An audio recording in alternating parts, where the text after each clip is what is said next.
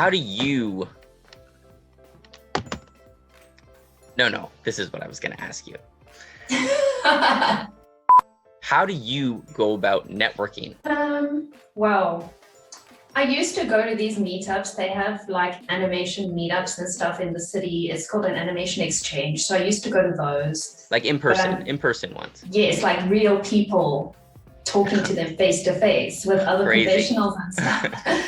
But to be honest, I hated it because I'm very socially inept. I'm not good socially at all.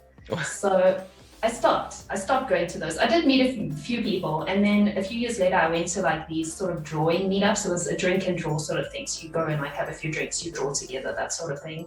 I found that was a little bit better.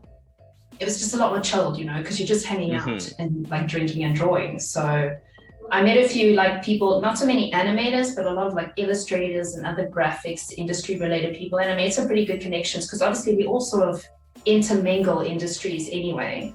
Yeah. So that was good. And then this thing with the government initiative, I've met a lot of other professionals with that because we would go to meetings about it to discuss like what we can do and all that. So I met people there, and then now I'm on like quite a few Reddit's Discord servers are really good now. Discord.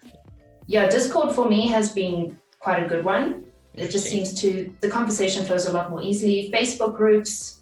And then my YouTube channel now just seems to have opened me up to a lot more professionals in the industry. Like a lot of people could just contact me now because they see me on YouTube. So that's actually been a really good way to network for me without me having to do much. That's awesome. Do you post a lot of content on LinkedIn as well? Not really. I never used to, and then I just started sharing my videos on there, and then it worked. See what happens? Yeah. No, cool. Yeah. I think it's important. You got to get your stuff out in front of people, or just get comfortable like dealing with people, even just a little bit, I think, right? Because that's a part of the job too, I guess. Yeah, a lot of people get into animation, I think, because they're not that social. I mean, I was like, I'm just going to sit behind a computer and not have to speak to anyone. And then you realize, actually, it's not at all like that. And it's been a lot better for me since I got more sociable and I learned those social skills and I just came out of my shell a little bit. It's been a lot better.